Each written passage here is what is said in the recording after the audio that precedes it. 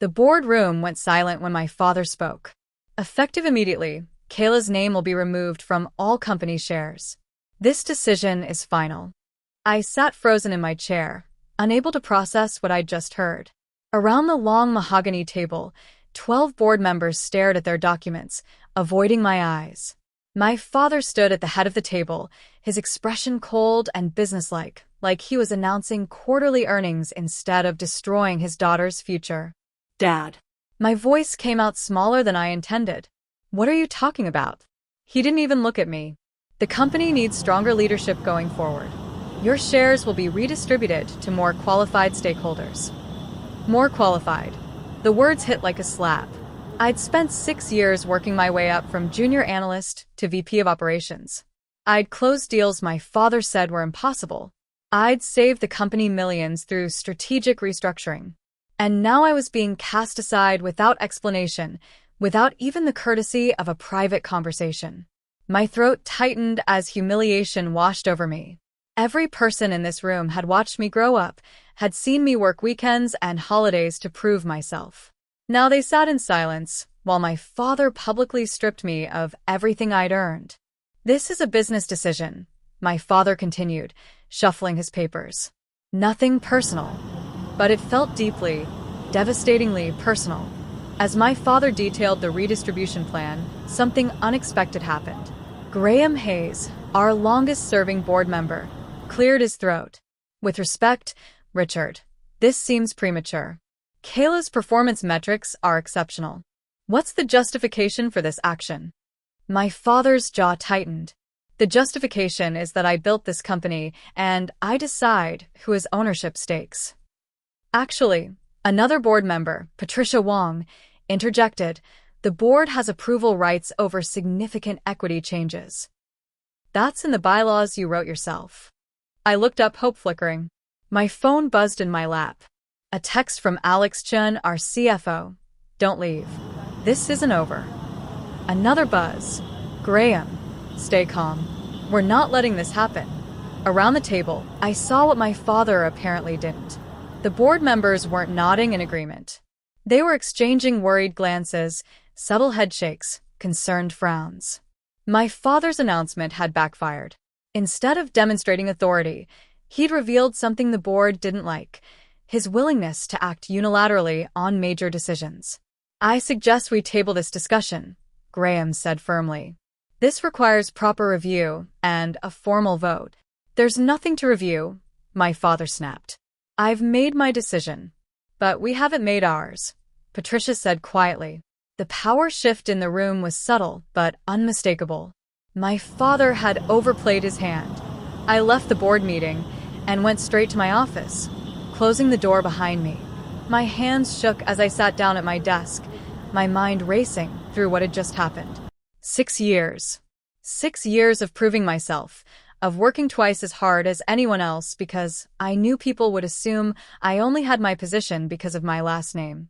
6 years of missing family dinners and vacations and relationships because I was determined to earn my place on merit. And my father had tried to erase it all in one cold announcement. My phone buzzed again. A text from my best friend, Marcus. Whatever's happening, I'm here. I typed back. My dad just tried to remove me from company ownership. But I think the board might fight him on it. Good. Fight back. You've earned your place. Marcus was right. I'd earned this. And I wasn't going to let my father's power play define my career or my worth. I pulled out a notebook and started making lists. Who on the board supported me? Who might be neutral? What were my father's vulnerabilities? What leverage did I have? This wasn't just about shares or ownership anymore.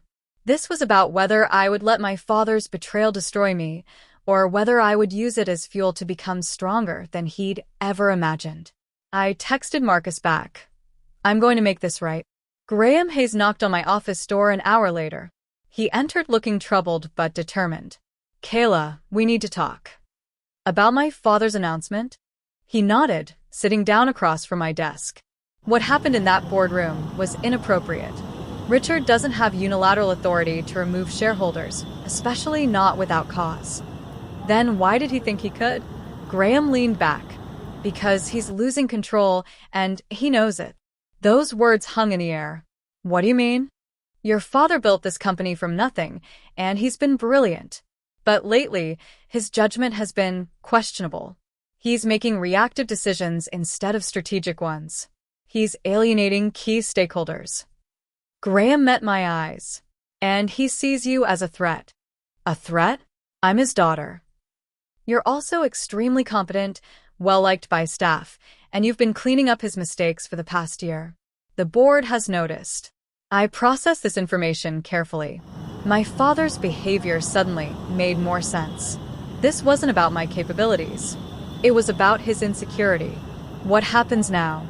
I asked. Now we follow proper procedures. The board will review this decision formally. We'll require justification and documentation. And Kayla? He smiled slightly. We'll vote. And I don't think the vote will go the way your father expects. Over the next week, I focused on my work with new intensity. A pharmaceutical client we'd been courting for months was finally ready to move forward with a major contract. The deal had been languishing in negotiations because my father kept changing terms and alienating their team. I called their CEO directly. Malcolm, it's Kayla. I heard you've had concerns about the contract terms. Can we discuss them? Your father and I aren't exactly seeing eye to eye, Malcolm said carefully. I understand. What if I handled this deal personally? We can revisit the terms with fresh eyes. We spent 2 hours on the phone, and by the end, I'd restructured the contract in a way that worked for both companies. Malcolm was thrilled. This is what we needed all along. Why didn't your father offer this approach? Different perspectives, I said diplomatically. The contract was worth $12 million annually. When I presented it to the board the following day, my father was notably absent. Graham smiled at me across the table. Excellent work, Kayla. This is exactly the kind of strategic thinking we need. Patricia nodded. Richard's been telling us this client was impossible. You made it look easy. I didn't say what I was thinking, that my father had made it hard because he'd approached it with arrogance instead of partnership. But everyone in that room understood it anyway. Family dinner that Sunday was tense. My mother had insisted I come, though I'd tried to decline. My father sat at the head of the table, barely acknowledging my presence. After dinner, I helped my mother clear dishes. Through the kitchen door, I could hear my father on the phone in his study.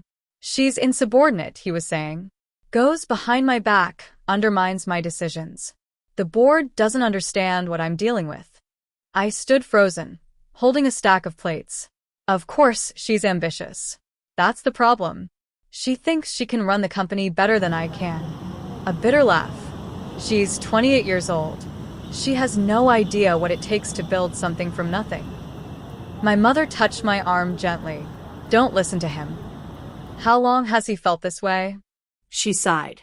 Since you started succeeding on your own terms instead of following his script. Your father doesn't handle competition well, even from family. I'm not competing with him. I'm trying to help the company. I know, sweetheart. But in his mind, any success of yours diminishes his own. She squeezed my hand. Don't let his insecurity make you doubt yourself.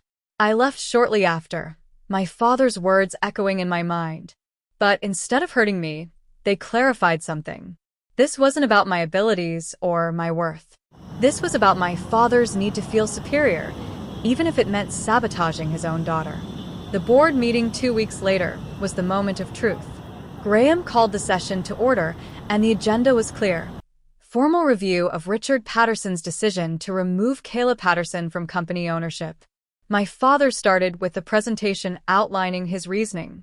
The company needs to streamline ownership structure. Kayla's shares represent a conflict of interest, as she's also an employee. This creates complications for future strategic decisions. It sounded reasonable until Graham asked the obvious question. Richard, you're also both an employee and a shareholder. By that logic, your shares create the same conflict. That's different. I'm the founder. But the principle is the same. Patricia spoke up. Richard, can you provide specific instances where Kayla's ownership has created actual conflicts? My father fumbled for an answer. It's preventative. We're avoiding future issues. So there are no current issues? I'm making a strategic decision for the company's future. Alex, our CFO, pulled up a presentation. I've prepared a summary of Kayla's contributions over the past 3 years.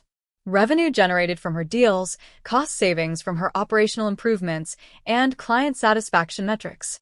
The numbers were impressive, even to me seeing them all together. My father's face darkened as Alex continued. Removing Kayla from ownership would signal instability to investors and clients. Several major stakeholders have specifically praised her leadership. The vote was called. 10 board members voted to overturn my father's decision. 2 abstained. None voted in support of removing my shares. I'd won. But the look on my father's face told me this war was far from over. After the vote, I met privately with Alex in his office. He'd been instrumental in presenting my case to the board, and I needed to understand his motivations. Why did you support me? I asked directly. Alex smiled. Because you're good for the company. And because your father's decision was wrong on every level. It'll make things difficult for you. He won't forget this. I can handle Richard. But Kayla, you need to understand something. He leaned forward. The board didn't just vote to keep your shares. They voted against your father's leadership style. This was about more than you. What do you mean? Your father has been making unilateral decisions for months, ignoring board input, overriding strategic recommendations, letting his ego drive business choices. The pharmaceutical deal you closed? He'd been intentionally sabotaging those negotiations because their CEO disagreed with him once at a conference. I sat back, stunned. He tanked a $12 million deal because of personal grudge? That's just one example. There are others. Alex pulled out a folder. The board has been documenting concerns. They asked me to share this with you because you need to know what you're up against. I read through the documents. Missed opportunities. Failed negotiations. Strategic blunders. All stemming from my father's increasing rigidity and pride.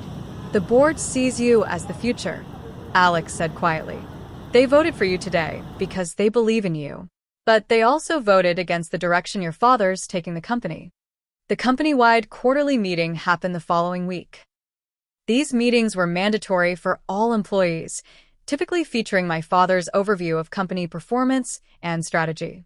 I sat in the front row with other executives, expecting another standard presentation. What I got was a public attack. I want to address a concerning trend, my father said from the stage, his voice carrying across the auditorium. Some members of our leadership team have been making decisions without proper authorization, going behind backs, undermining established protocols. He didn't say my name, but everyone knew who he meant. I felt hundreds of eyes turned toward me. This company was built on discipline and respect for hierarchy.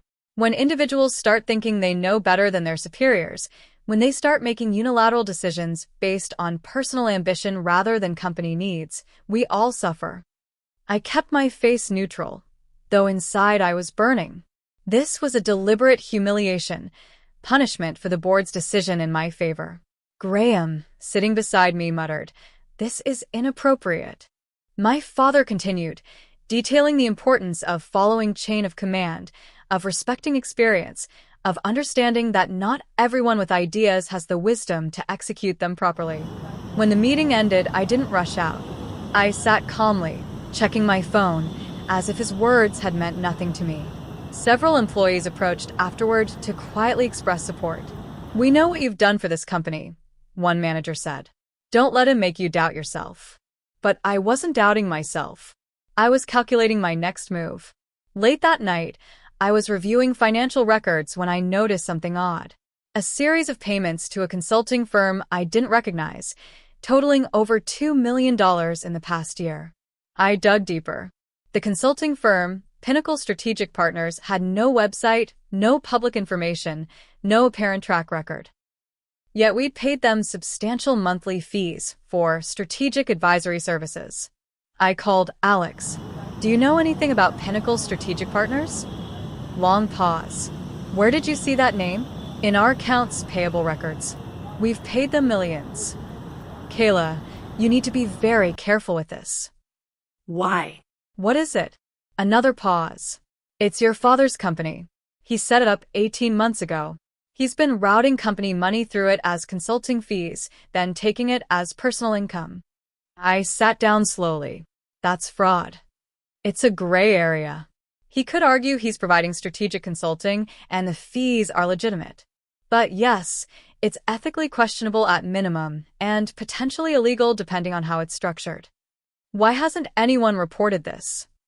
Because until recently, the board trusted your father completely. And some of them probably don't know. He's very careful about who sees which financial reports. This was the ammunition I'd needed.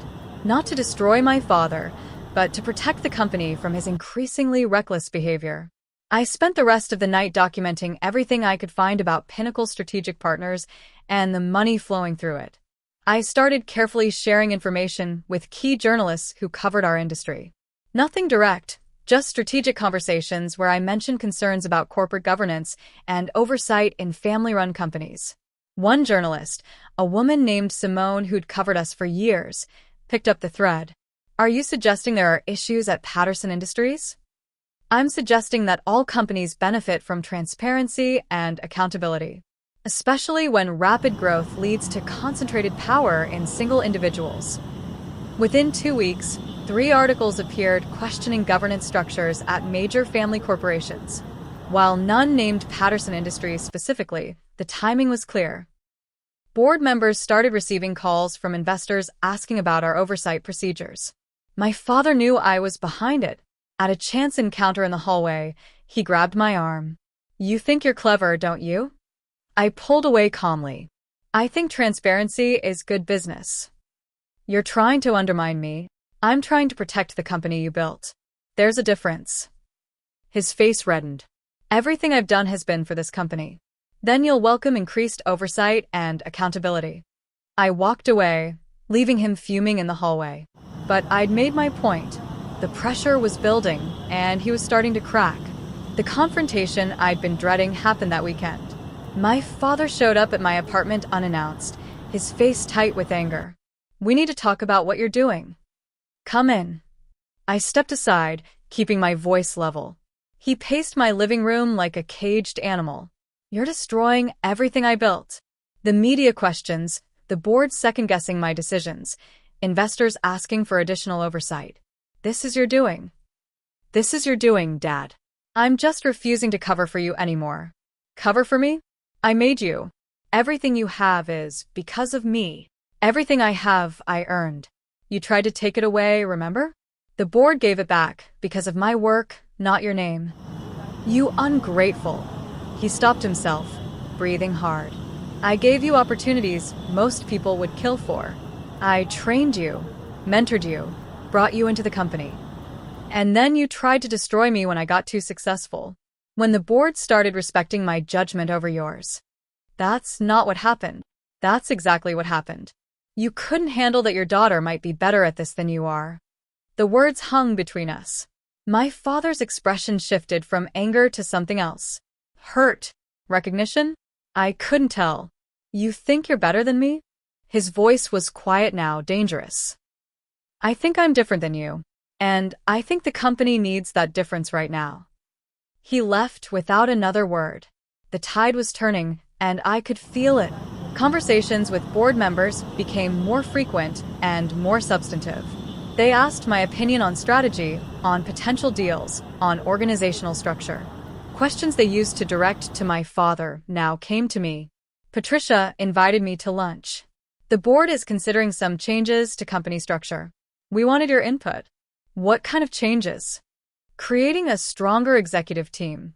Distributing decision-making authority more evenly. Ensuring no single person has unchecked power. She met my eyes. Your father built something remarkable, but the company has outgrown his leadership style. You're talking about removing him as CEO. We're talking about transition planning, succession, the natural evolution of a company this size. She paused. We're talking about you eventually taking the helm. The words should have thrilled me. Instead, I felt the weight of what they meant. My father would see this as the ultimate betrayal. The company he'd built from nothing would pass to his daughter, who'd challenged him. I need to think about this, I said. Of course. But Kayla, you need to decide what kind of leader you want to be. Will you let your father's ego destroy the company? Or will you step up when the company needs you? My father went public with his grievances the following week. He gave an interview to a major business publication, painting me as an ambitious daughter trying to steal her father's legacy. I built Patterson Industries from nothing, he told the interviewer. Now my own daughter is conspiring with the board to push me out. She's a liability to everything I've worked for. The article portrayed me as ruthless and ungrateful, willing to destroy family relationships for power. My phone exploded with calls from friends, colleagues, and journalists wanting my response. I said nothing publicly. But privately, I sent a detailed memo to the board documenting every claim my father had made and providing evidence to the contrary. His from nothing origin story conveniently omitted his wealthy father-in-law's initial investment. His claims about my conspiracy ignored the board's independent decision to overturn his attempt to remove my shares. The board's response was swift. They issued a statement supporting company leadership, emphasizing collaborative decision-making and noting that all major strategic choices were made collectively, not unilaterally. The implication was clear. My father was the one acting unilaterally. They were the ones ensuring proper governance. The public conversation shifted. Analysts started questioning my father's judgment in giving that interview. Why would a CEO publicly attack his own VP of operations? What did that say about his leadership? Let him speak, I thought. His words were damaging him far more than they hurt me. The emotional toll of the battle was starting to show. Marcus found me in my apartment one evening, surrounded by work documents, barely having eaten or slept. Kayla, you need to take care of yourself. I'm fine. You're not fine. You're destroying yourself to prove something to a man who might never acknowledge your worth. I looked up at him, feeling tears threaten for the first time in weeks. If I stop fighting, he wins. The company suffers. Everything I've worked for disappears. And if you burn out fighting him, he wins anyway. But you lose yourself in the process. Marcus sat down beside me. Why does this matter so much? Really? Because I struggled to articulate it. Because for my entire life, I've been trying to earn my father's respect, his approval, his acknowledgement that I'm good enough. And now I realize I was never going to get it. So I need to prove it to myself instead. I need to succeed despite him, not because of him. You've already proved that. Not yet. Not completely. Marcus sighed. Just don't lose yourself in this battle. You're more than this company. More than your father's daughter. Remember that. After he left, I sat alone in my apartment, thinking about his words. This was about more than just business. It was about identity, worth, and learning to value myself even when my father didn't. Something shifted in the weeks following my father's public interview. Employees started approaching me differently, not with pity, but with respect. They saw me as a leader, someone fighting for the company's future rather than personal glory. A department head named Trevor stopped by my office. I wanted you to know, a lot of us appreciate what you're doing. Your father's management style has been difficult. People are afraid to bring him problems. But you actually listen. I'm just trying to do my job. You're doing more than that. You're showing us what leadership should look like. More conversations like this followed. Staff members who'd been with the company for years confided frustrations they'd never shared with my father. Budget constraints that didn't make sense. Strategic decisions they didn't understand. A culture of fear around challenging the boss. I started holding informal meetings with different departments, just listening to their concerns and ideas. No agenda, no pressure, just genuine conversation about how to improve operations. The response was overwhelming. People had ideas, solutions, innovations they'd been sitting on because they didn't think anyone would listen. I listened, and I acted on the good ideas, giving credit to the people who suggested them. My father's leadership had been about control. Mine was becoming about empowerment, and the employees noticed the difference. The company stock began to fluctuate in ways that concerned investors. My father's public comments had raised questions about stability and leadership. Financial analysts started downgrading their recommendations, citing governance concerns and leadership uncertainty. The board called an emergency meeting. My father tried to blame the stock decline on market conditions and competitor moves. But Graham wasn't having it. "Richard, this started after your interview. Investors are worried about internal conflict and leadership instability. We need to address this directly. The media is exaggerating a minor family disagreement," my father said dismissively. "A minor disagreement that you made public," Patricia pointed out. "A minor disagreement that's costing shareholders money." Alex presented financial projections showing the potential long-term impact if investor confidence continued to erode. The numbers were stark. "We could lose millions in market value." "What do you suggest?" my father asked coldly. "We suggest unified leadership messaging," Graham said. "We suggest ending public conflicts. We suggest focusing on the company's strength and future rather than internal politics. In other words, you want me to apologize. We want you to lead. That includes taking responsibility for mistakes." My father looked around the table, seeing no allies. The board had turned, not completely against him, but no longer automatically in his corner. He stood abruptly and left the meeting without another word. My father made one last attempt to undermine me, using his remaining influence to block a major acquisition I'd been negotiating. The target company was perfect for us, expanding our market reach and complementing our existing products. But the deal required board approval, and my father called in every favor to prevent it. "This acquisition is too risky," he told the board. "Kayla's ambition is driving decisions that could hurt us long-term." I'd prepared for this. I presented detailed analysis, showing how the acquisition would pay for itself within 3 years. I brought in external consultants who validated my projections. I demonstrated that every risk factor my father raised had been addressed in the deal structure. But I also did something else. I showed how my father had blocked 3 similar acquisitions over the past 2 years, all of which were subsequently acquired by competitors. Those competitors were now outperforming us in market share and growth. "This isn't about risk assessment," I said calmly. "This is about whether we're going to let personal conflicts dictate business strategy." The vote was close, but it went in my favor. The acquisition was approved. My father had lost another battle, and this time, everyone in the room knew it was because his judgment was compromised by his feelings about me. After the meeting, he cornered me in the hallway. "You think you've won, but you're destroying the company to feed your ego." "No, Dad. I'm saving it despite yours." The acquisition moved forward quickly. I worked 18-hour days ensuring the integration went smoothly, proving to the board and shareholders that I could execute major strategic initiatives. But the stress was building. I was fighting my father, running operations, managing the acquisition, and trying to maintain some semblance of personal life. Something had to give. One night, I collapsed in my office. Nothing dramatic, just exhaustion finally catching up with me. Marcus found me there at 2 a.m., asleep on my couch surrounded by documents. He woke me gently. "Kayla, this has to stop." "I'm fine." "You're not fine.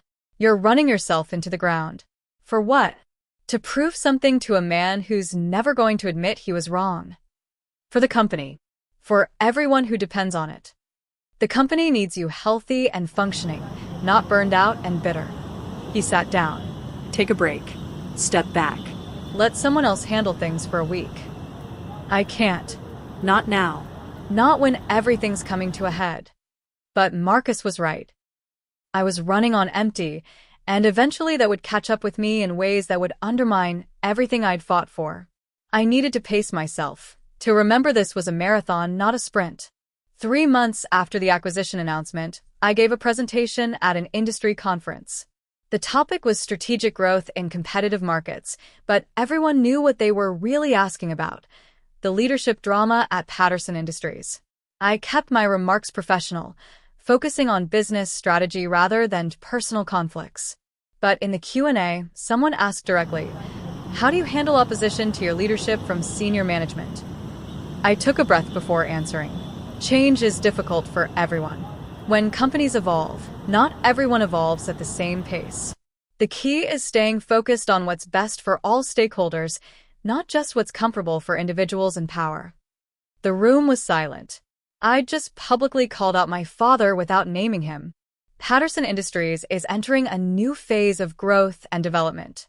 We're building on the strong foundation created by our founder, while adapting to new market realities. That requires leadership that values collaboration over control, transparency over secrecy, and collective success over individual ego. The applause was thunderous. After my presentation, journalists swarmed. CEOs from other companies approached with business cards. Investors wanted to schedule meetings. I'd positioned myself not as a rebellious daughter, but as a new generation of leader. And the market responded enthusiastically. The media coverage was extensive and positive. Analysts upgraded their recommendations on our stock. The narrative had shifted from family drama to leadership transition. My father saw it all happening and could do nothing to stop it. The breaking point came 2 weeks later. My father called an unscheduled board meeting, demanding immediate attendance. I arrived to find him agitated, desperate, making wild claims about company finances and strategic direction. "We're headed for disaster," he insisted. "The acquisition was a mistake. Our debt load is unsustainable. We need to reverse course immediately." Alex calmly pulled up financial statements. "Our debt load is actually lower than industry average. The acquisition is performing ahead of projections. Revenue is up 12% year over year." "Those numbers are manipulated," my father said, and I saw several board members exchange alarmed glances. "Richard, these are audited financial statements," Graham said gently. "Are you questioning our auditors?" My father realized his mistake, but couldn't backtrack. He'd just implied fraud or incompetence in our financial reporting, a serious accusation that could trigger regulatory investigation. Patricia spoke quietly. "Richard, I think you need to step back and take some time. You're clearly under immense stress." "I don't need time. I need this board to listen to me." But they weren't listening anymore. They were watching a man unravel under pressure, making reckless accusations, losing control of his emotions and his judgment. The meeting ended awkwardly. My father left quickly, but the damage was done. The board had seen him at his worst. The formal board meeting 2 weeks later was the culmination of months of tension. The agenda was simple but devastating: review and vote on leadership structure changes. My father sat rigid in his chair as Graham outlined the proposal. "We're recommending a restructured executive team with clear division of responsibilities. The CEO role will focus on external relations and vision. Day-to-day operations will be led by a president who reports to the board." Everyone knew what this meant. My father would be CEO in title only. The real power would shift to the president position, which the board intended to offer me. "This is a coup," my father said quietly. "You're pushing me out." "We're ensuring the company's continued success," Patricia replied. "You built something remarkable, Richard. But companies evolve. Leadership needs to evolve too." The vote was called. 11 board members voted for the restructure. 1 abstained. My father, as a board member, was the only vote against. He stood slowly, his face ashen. "I built this company. I made every one of you wealthy. And this is how you repay me." "You built a foundation," Graham said. "But foundations are meant to be built upon, not worshipped. Kayla is the future. We're choosing the future." My father looked at me, then really looked at me for the first time in months. I saw anger, but also something else. Fear. Recognition. Maybe even respect. He walked out of the boardroom without another word. The announcement went public the following week. Richard Patterson would remain as CEO and chairman, focusing on strategic vision and external partnerships. Kayla Patterson had been promoted to president and chief operating officer, responsible for all internal operations and execution. The market loved it. Our stock jumped 8% in a single day. Analysts praised the move as balanced transition planning and securing continuity while embracing innovation.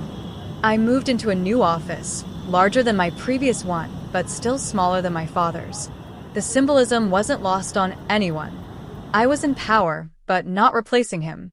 Evolution, not revolution. My first executive team meeting in my new role was different. People spoke freely, shared concerns, offered ideas without fear of dismissal. We worked through problems collaboratively rather than waiting for someone to issue commands. This is what leadership should feel like, Trevor commented afterward. Like we're all working toward something together. I implemented changes gradually. More transparent communication, regular town halls with employees, open-door policy for concerns, systems for recognizing good ideas regardless of where they came from. The company culture began to shift. People were engaged, motivated, proud of where we were headed. Productivity increased. Innovation flourished. We started winning client bids we'd previously lost. My father watched from a distance, attending board meetings but saying little. His empire hadn't been destroyed. It had simply evolved beyond his control. 3 months into my new role, my father requested a meeting. We met at a neutral restaurant, the first time we'd spoken privately since the board's decision. You won, he said simply. It wasn't about winning, wasn't it? He smiled bitterly. You took everything I built and made it yours. I protected what you built. There's a difference. We sat in silence for a moment. My father looked older, tired, diminished in ways that had nothing to do with age. I never understood you, he said finally. I wanted you to be grateful for opportunities, to follow the path I laid out. Instead, you insisted on your own way. I wanted you to be proud of me, but I needed you to be proud of who I actually am, not who you wanted me to be. I was proud. I just didn't know how to show it without feeling like I was losing something. It wasn't an apology, not exactly, but it was acknowledgement. Maybe that was enough. The company is in good hands, he said quietly. Better than mine, probably. I'm too stubborn to admit that publicly, but it's true. We finished our meal in careful conversation, avoiding landmines, finding neutral ground. When we parted, something had shifted. Not forgiveness, not reconciliation, but perhaps the beginning of understanding. 1 year after my father's attempted removal of my shares, I stood in front of the entire company at our annual meeting. Patterson Industries had just reported record profits, successful expansion into 3 new markets, and industry-leading employee satisfaction scores. This success belongs to all of us, I told the assembled employees. Every person here contributed to what we've achieved. This is what's possible when we work together, when we value every voice, when we choose collaboration over control. My father sat in the front row. When our eyes met, he nodded slightly. Not approval exactly, but recognition. I'd proven myself on terms he understood. Results, growth, success. But I'd also proven something more important. I'd shown that leadership could be different. That power didn't require cruelty. That strength could coexist with compassion. That you could build something great without destroying the people around you. After the meeting, Marcus found me. How do you feel? Tired. Relieved. Hopeful. Victorious? I thought about that. No. Victory implies someone had to lose. This isn't about winning or losing. It's about growing into who I was meant to be. My father's attempt to remove my shares had been meant to diminish me. Instead, it had forced me to fight for my place, to prove my worth, to discover strengths I hadn't known I possessed. I walked out of that meeting hall knowing I'd become the leader I was always meant to be. Not despite my father's betrayal, but because of it. He'd tried to steal my future, and instead he'd given me the fire to forge a better one. And that was the greatest triumph of all.